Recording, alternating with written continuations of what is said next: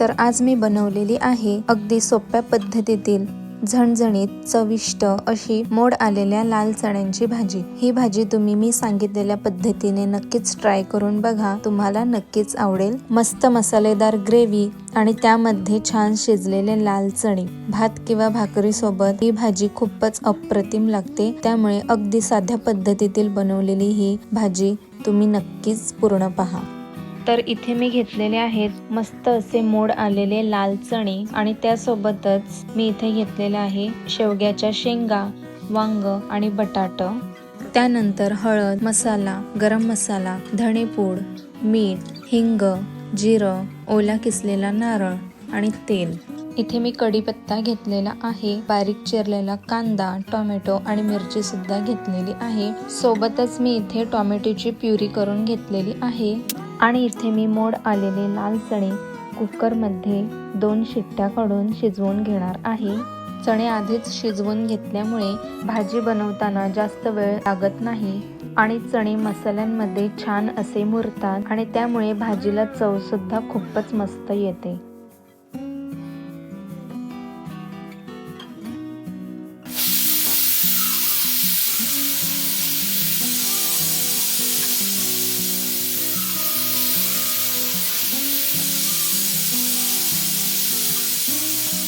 आणि आता इथे लाल चणे छान शिजून तयार झालेले आहेत। महत्त्वाची एक गोष्ट म्हणजे चणे व्यवस्थित असे मऊ झाले पाहिजेत, पण त्यांचा आकारही व्यवस्थित असा राहिला पाहिजे।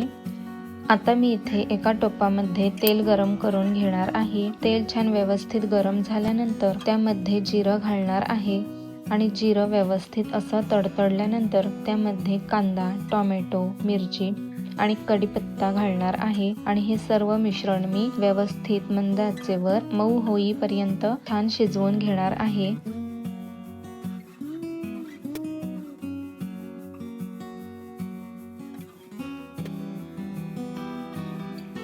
आणि आता इथे कांदा, टोमॅटो आणि मिरची छान असे मऊ झालेले आहेत आणि आता इथे मी शेंगा, वांग आणि बटाटे घेतलेले आहेत। यामध्ये मी थोडंसं मीठ घालून ह्या सर्व भाज्या मिक्स करून घेणार आहे आणि 5 ते 10 मिनिटे ताटावर मी पाणी ठेवणार आहे आणि ह्या सर्व भाज्या मी छान अशा वाफवून घेणार आहे, म्हणजे भाज्या आतून छान अशा मऊ होतील आणि त्यांतील जो नैसर्गिक स्वाद आहे तो सुद्धा छान टिकून राहील आणि भाज्या सुद्धा मसाल्यांमध्ये छान अशा मुरतील।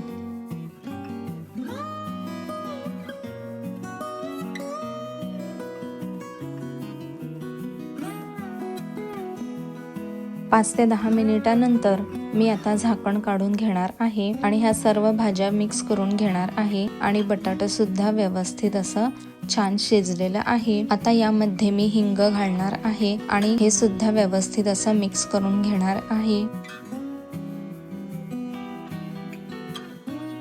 त्यानंतर यामध्ये मी हळद, मसाला, मीठ आणि टोमॅटो प्युरी घालून घेणार आहे। टोमॅटो प्युरीमुळे ह्या भाजीला खूपच छान अशी टेस्ट येते आणि भाजीची ग्रेव्ही सुद्धा खूप घट्ट होते आणि चव सुद्धा खूपच अप्रतिम लागते। त्यामुळे मी यामध्ये टोमॅटोची प्युरी वापरलेली आहे आणि आता सर्व मी मिक्स करून घेणार आहे आणि आता यामध्ये मी ताटावरील गरम पाणी घालणार आहे आणि ते सुद्धा या सर्व मसाल्यांमध्ये मिक्स करून घेणार आहे आणि त्यानंतर मी यामध्ये शिजवून घेतलेले लाल चणे घालणार आहे आणि ते सुद्धा या सर्व मसाल्यांमध्ये मिक्स करून घेणार आहे।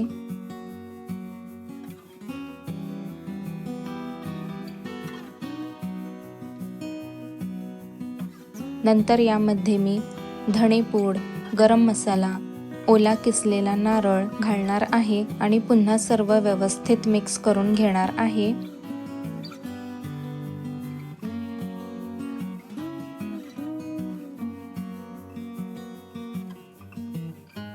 आणि पुन्हा ताटावरील गरम पाणी मी यामध्ये घालणार आहे आणि किती ग्रेव्ही हवी आहे त्यानुसार मी पाणी यामध्ये वापरणार आहे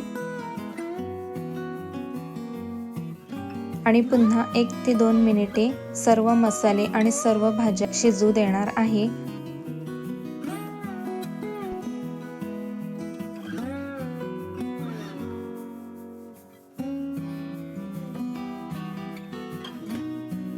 1 ते 2 मिनिटांनंतर मी यावरील झाकण काढून घेणार आहे आणि आता यावर मी कोथिंबीर घालणार आहे आणि ही भाजी तयार झालेली आहे।